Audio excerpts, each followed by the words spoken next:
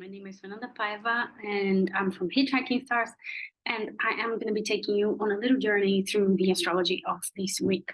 So from Friday today, the 3rd of March, until next Friday, which means we're going to be talking about the full moon. So as you know, there is a full moon approaching us on the 7th of March. In fact, March is going to be this really transformative. There's a lot of astrologers out there already talking about very transformative. There are quite a few important shifts that will be happening this month. So very, very important month in 23 for us to keep an eye to see what that translates into our lives. Yeah. How does that manifest in your life? What's that going to be meaning personally to you and your family and your private life or your professional life, but for you in specifically?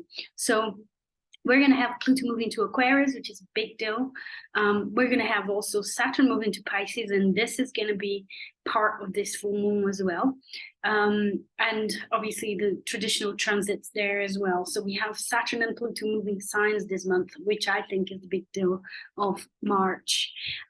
So how are you all doing? How was last week for you? Did you manage to pick some, take a good ride there with some of the aspects we talked about, the grand trine in water? Did you see how that was playing out in your life?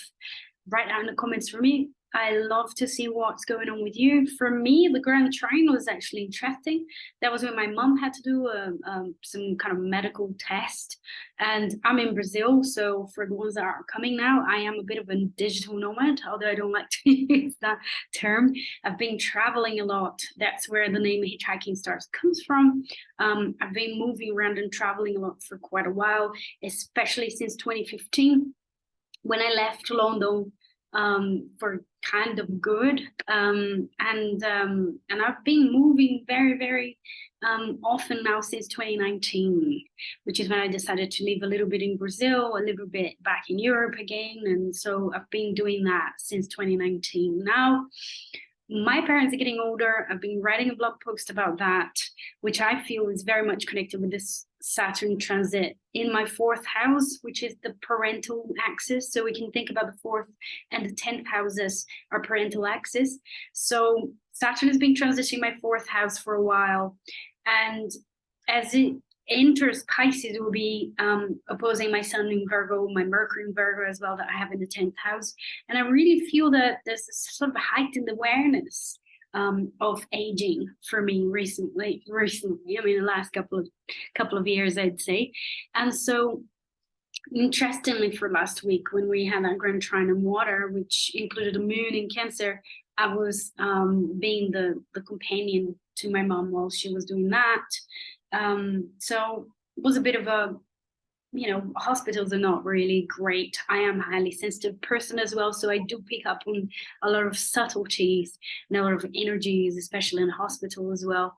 So it's quite, kind of a strong energy there. While I was waiting as well, I just managed to put, some headphones, and I was just listening to a lot of mantras. They usually help me a lot, so I tend to put a lot of mantras because they have an effect on us. It really helps. It really helps me to concentrate, to somehow raise my vibration as well, to be a little bit more centered, and not get lost so much in the environment's energy or other people's energy or anxiety in general. Like moving around brings anxiety as well for me, even though I've been doing it for a while. It's interesting because we tend to romanticize other people's lives. And this is something I was talking to some of my friends as well recently, that, moving around is great. And a lot of my nature resonates with that a lot. But there's also downsides to it, a lot of downsides of like not really being stable enough. And, whenever you get used to a place, you kind of remove yourself from it or really go somewhere else. And is it something interesting that you can see in astrology as well? Because I have a lot of mutability in my chart, but with fixed angles. So then there is a kind of a natural split of like wanting to move, getting bored, needing to move around and do things. My chart ruler is in Sagittarius, as you might imagine. And so this need to constantly move and travel and do things. But at the same time, the fixed angles are like, I don't want to go anywhere. I'm just getting used to you. So there's something interesting that happens, and I think every time I'm about to go, whatever, there is this sense of like stress, I guess, even if it's excitement as well mixed.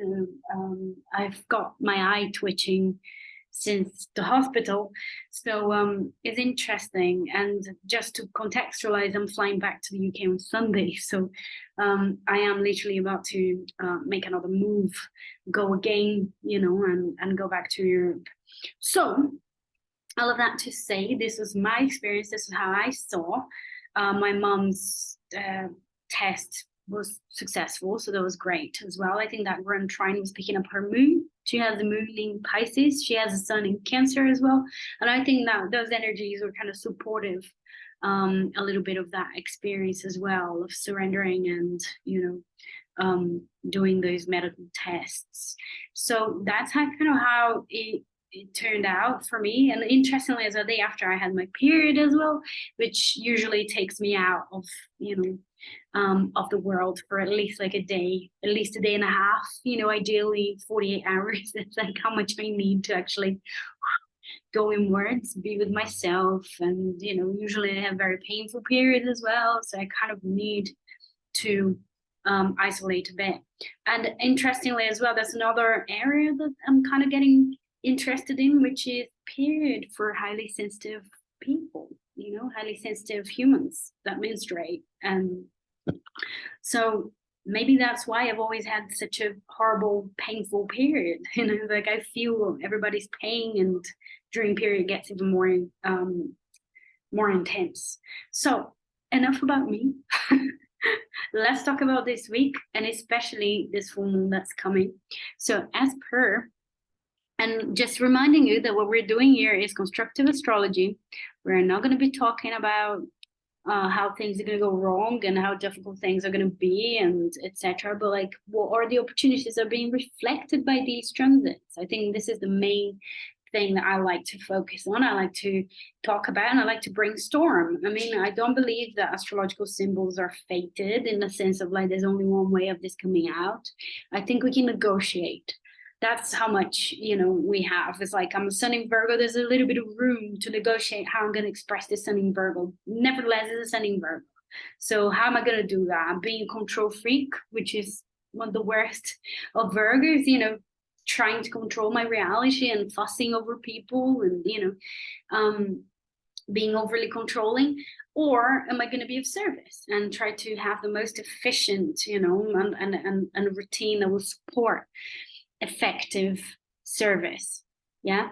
So there's always all of these different dimensions, and this is what I like and how I like to work with astrology. So it's constructive astrology. So if you're interested in it, keep your eyes peeled here. Pay attention to what we're going to be talking, and follow me as well. Subscribe to my channel and get in touch, because it's amazing. Astrology, when it's used as a tool for empowerment, is just wonderful. Okay, so what we have in front of us now is the chart of today, so 3rd of March. Now, one thing that I want to call attention for is Saturn at 29 Aquarius and Pluto at 29 Capricorn. So there's, and interestingly, that moon still in Cancer is opposite Pluto today, so it might be digging a little bit deeper in our emotions. And interestingly, I did have a bit of a intense moment. I wouldn't say emotional in the sense of crying, but emotional in the sense of irritation, which could be a bit more Marsy, really. But just before recording this video, when you have this like strange kind of wave of things that kind of, it broke the fan, and just sweating a lot after the shower because of the period as well. And, like little things that kind of happen, it just gives you this sort of mild irritation, but a kind of accumulation of irritation. Anyhow, maybe that's the small opposite Pluto here. So anyway, these two big ones, they're heavy weighted planets in astrology, okay? Saturn will have to do maturation, growing older, getting more mature, getting more, hopefully more wiser as well. Saturn sort of reflects the potential for mastery and wisdom, the old wise men. I think that's one of the pictures that I see connected with Saturn. Saturn at best. Saturn at worst is restrictions and feeling restricted and, you know, feeling frustrated as well by the restrictions. What I think is wise of us to do with the Saturn, and especially with the Saturn transit, is to focus our energy. So it is about focusing, it is about restricting ourselves out of our own volition and trying to make the most of what we have, trying to really focus on the things that are really truly important. It's about what matters the most. It's not about trying to do everything all at once, you know, like that movie. I can't remember the name. But anyhow, it's not about trying to do everything all at once. It's about doing the most important things for you. You know, we have to make choices. As we get older, we realize, I think the Saturn return is very much about that, like making decisions and standing by your decisions and knowing that they're going to have an impact in your life that will last for the next 30 years. It's like they're very important decisions as well. So, making choices is about maturing, you know, whereas the Peter Pan sort of syndrome and like resenting growing older, which I think is a shadow side of too much Sagittarius, too much Jupiter as well, you know, a lot of like a prominent Jupiter in the chart, is not really wanting to make choices because you're restricting your possibilities. You want to keep them all open. And this is how it is when we're children, right? We can be anything. Anything is possible. We have all the time in the world. Well, Saturn turns around and around in our charts, activating different points, different planets, saying, no, you actually don't. You actually have a limited amount of time, and you're going to have to use it wisely if you want to make something of yourself, if you want to truly get to know yourself and, you know, be the best you can be in this world and be effective in this world. You're going to have to realize that time is limited, and you have to take responsibility for what you're doing and make choices. So this is Saturn, right? Whereas Pluto will have a much more collective aura about it, because it takes so long to go around the zodiac that it really talks about collective movements and collective shifts of awareness, you know, different things that are sort of shifting. I'm just saying shifting a lot, but different things that are moving in our society, in the way we do things, in a way that we transform. And, you know, Liz Green said, Pluto is the collective will to survive. I love that, because survival is very instinctual, right? When we're in a situation, in a dangerous situation, we need to respond there. That kind of takes over, right? Sex is about instinct as well. And so a lot of these subjects that we kind of connect with Pluto are with this, or within this world of survival.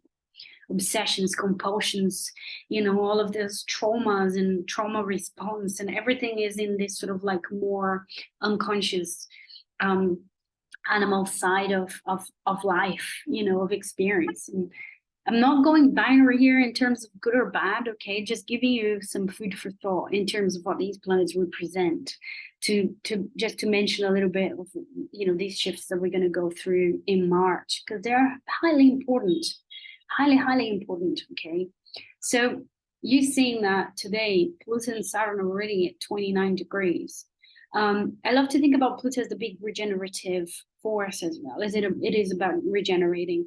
It is about feeling powerless in order to reclaim your power again. You know, we go deep down in order to come back up, like in, you know, different processes in our lives, different situations. But when we go through something, you know, traumatic, we have to go down into the cellar for a little bit. And that's usually when we're having a Pluto transit, that we kind of take a trip into the underworld. So it really represents those hidden challenges and gems as well at the same time. You know, if we reclaim it, if we free some space from our unconscious, we can actually use our energy.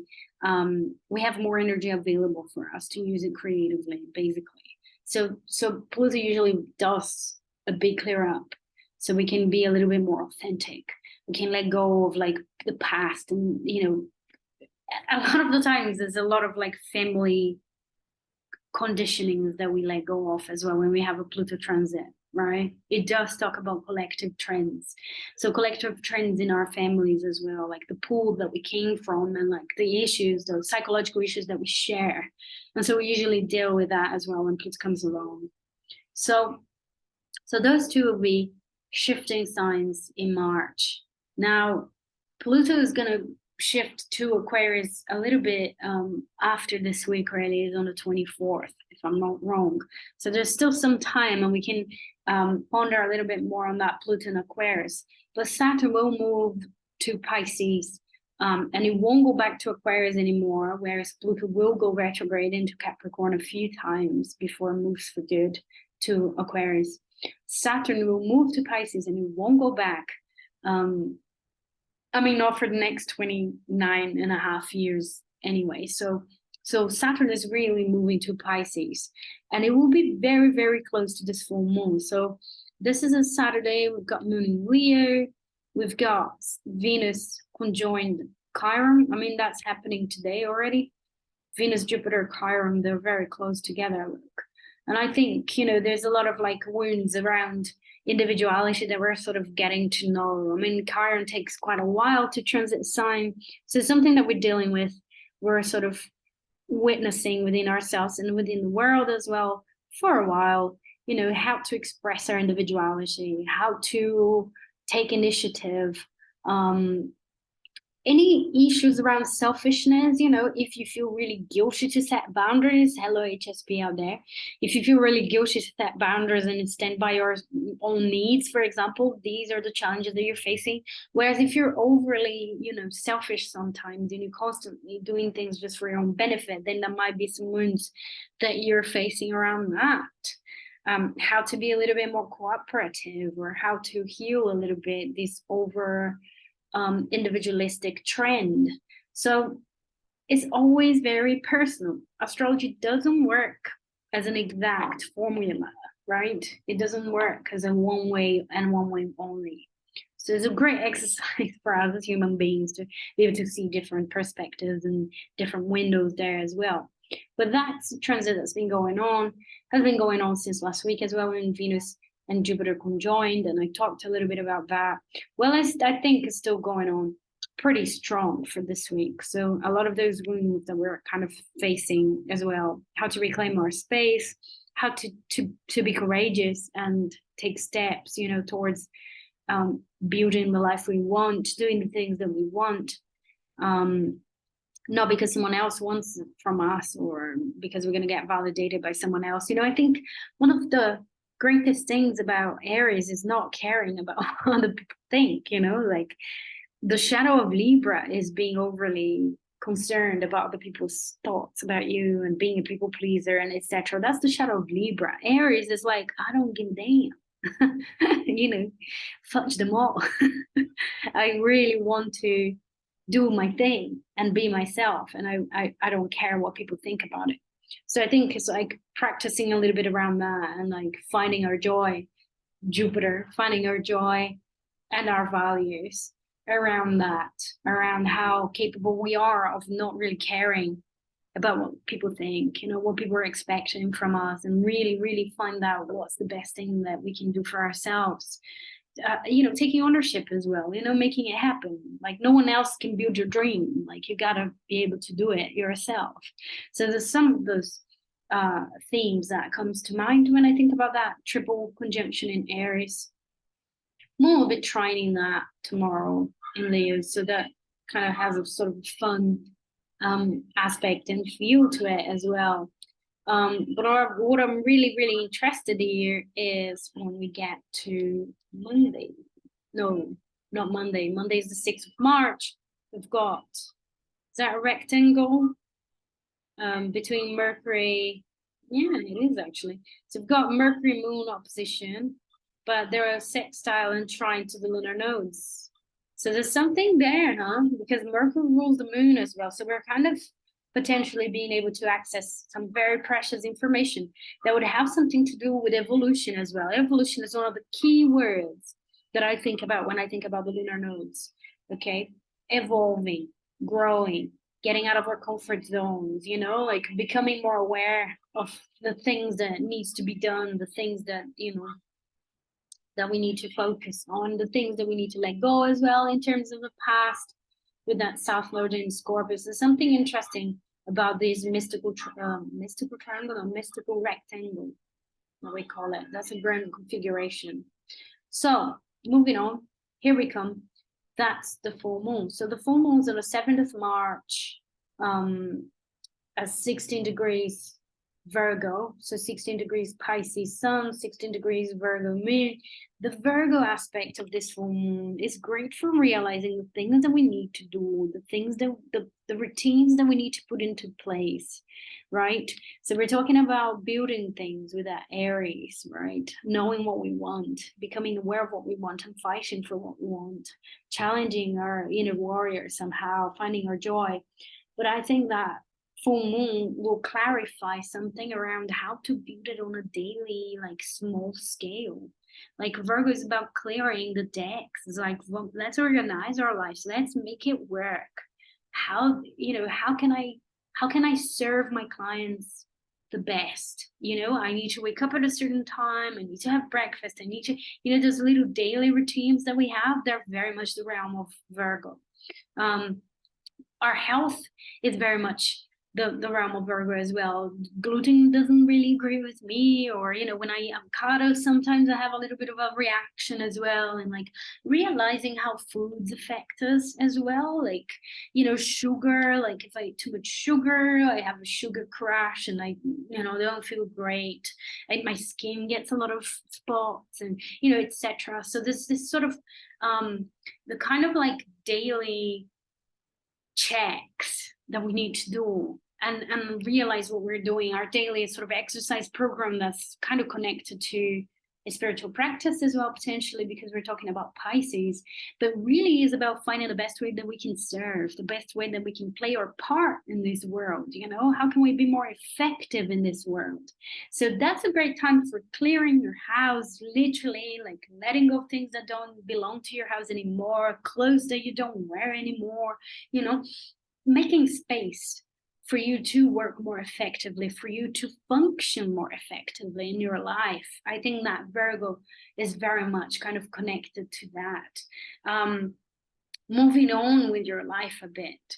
I had this post, this account that I follow on social media, and I really loved that he posted something about 36 ways to improve yourself. I mean, that's very Virgo, it's like improving. How can I improve myself? How can I improve what I do? How can I improve what I offer to others as well? How can I improve my daily routines as well? So there's a lot of things in this list that have a connection to that. So I'm not going to read it all because it's a bit too much and I don't want to bore you. But 36 ways of improving yourself. So for example, meditate, set goals, read daily, judge less, eat healthy, quit bad habit, start a journal, wake up early, focus on the positive, change your attitude, learn a new language, change your social circle, acknowledge your flaws. That's brilliant. I mean, I think one of the keywords for Virgo is discrimination as a potential, the positives of discrimination. Okay, I'm not talking about discrimination against other human beings in a negative sense. I'm talking about really pondering and really like seeing what works from what doesn't work. And so this is a great time for doing all of that. Like make a business bucket list, start being more organized. That's very, very, like his whole list really sounds Virgo for me. Plan a new strategy, review your finances. So those are all things that you can do during this full moon, around this full moon. Question your purpose, love yourself, learn a new skill, watch educational video, write a letter to your future self. I love that one. Write a letter to your future self. So what would you like to say to your future self? What would you like your future self to look like? See failure as an opportunity, follow an exercise routine. I think I must have said that as well.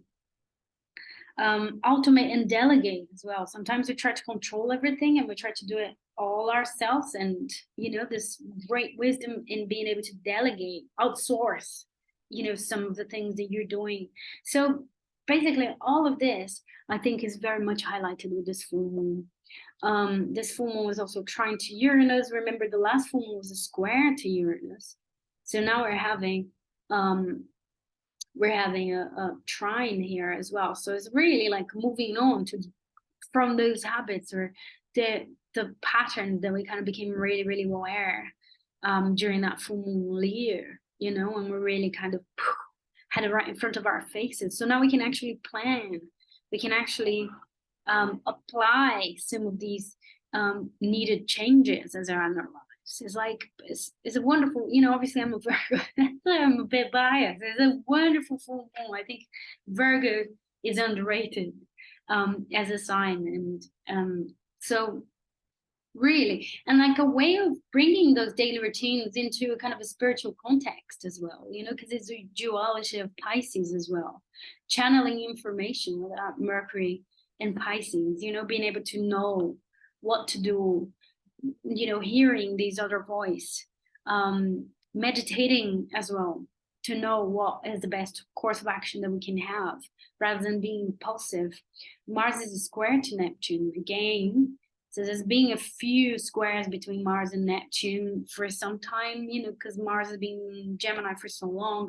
And I think that definitely represents this ability to sit and meditate on something rather than try to be impulsive with your communication as well. Mars in Gemini really is about kind of trying to sit with it and channeling something and doing this process of discrimination of like separating what works, what doesn't work, what makes you feel more wholesome, etc. And as per, I kind of like to look into the lunar families for the full moon. So the lunar family started on the 7th of September 21. So 7th of September 2021, we had a new moon, 14 degrees Virgo. So this is the culmination of that new moon, that lunar family that happened in September 21. So where were you? What was going on there? I mean, that's when I moved to a house in Dalston in England and in London. And I thought I could go back to London, actually. I thought I could kind of make that life again. And I did for a few months. And then I realized that wasn't for me anymore. You know, I couldn't just relive the life that I had for, I don't know, 7 years. I think I was in London for 7 years until 2015 when I left. And I kind of tried to reclaim a little bit of that life, but it just wasn't really for me. Like I just, yeah, like getting jobs as a waitress, you know, I mean, I've done that in my 20s and that's what I needed to do. And I've learned a lot and that was really important, but I kind of moved on from it. And so to kind of reclaim that life, have that life again, you know, live in a shared house and work as a waitress and cycle to work. And I thought I could do that again, but actually I couldn't. But that's how I met my partner, interestingly.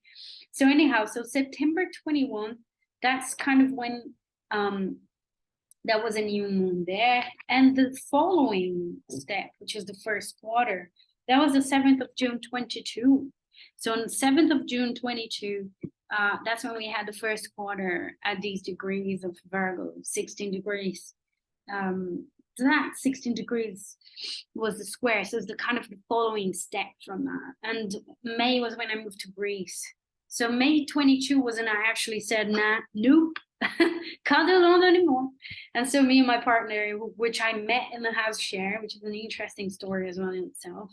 But we moved to Greece together for 3 months when I was writing my dissertation. So June, I was there. I had moved, you know, it was a month that I was living in Greece. So that was the first quarter of this, you know, of this lunar cycle, of this lunar family. And now we're having the full moon. So have a think, you know, what was going on for you in September 21, June 22, especially if you have planets at those degrees. I don't have anything at particularly that 16th degree. That's kind of the midpoint between my Sun and my Venus. So that could actually be an interesting reflection here for me. And I just had some insights just think about that. But if you have anything very, very personal that degree, then this is definitely going to be more is going to be more under the spotlight there for you. There'll be more dramatic things that happened in 21 and 22 as well. So write down the comments for me. Let me know what was going on. Yeah, so this full moon has that kind of characteristic, and it sort of supports a lot of these clearing process. Then obviously we move on, and boom, here we have Saturn in Pisces. And I actually think that Saturn moves to Pisces on the day of the full moon. Yeah, there we go. An hour later. It's pretty much during the full moon. I mean, here we have the moon at 17 Virgo, and Saturn, bam, moves to Pisces. Now, Saturn to Pisces is a very important one. We'll be there for 2.5 years. If you have anything in Pisces, Virgo, Gemini, Sagittarius, that's going to be specifically relevant to you, because it will be making some very big aspects to your personal planets there. So find out what planets you have, learn your chart by heart. This is really important, so you can kind of prepare. You can sort of surf the waves of these transits. You can take a ride with these transits. So Saturn in Pisces is a huge one. I think it will be a lot about taking your spirituality seriously, having, discipline around Piscean things, taking Piscean things more seriously, boundaries, learning about boundaries as well, challenging the shadow side of Pisces, which is not having boundaries, sacrificing, look, it's actually very interesting to think it from that perspective, the wounds in Aries and the Saturn in Pisces of like feeling really guilty to stand for your own desires and your own wishes. Taking mental health very seriously. I think that's one that I think about, especially about emotions. So for part of a culture that don't allow us to cry, it doesn't take emotions seriously, that doesn't support honoring emotions, I think that's another big topic for that Saturn in Pisces.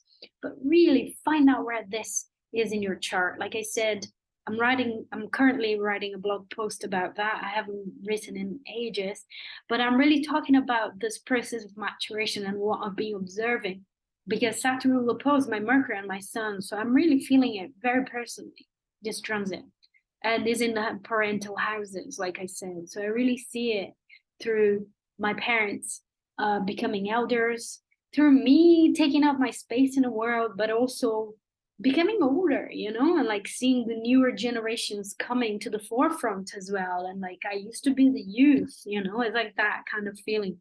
It's really interesting process. So find out where that is in your chart. Where is 0 degrees Pisces in your chart?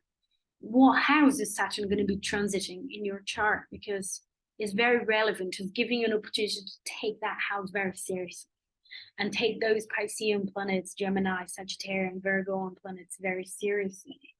I need to put my charger.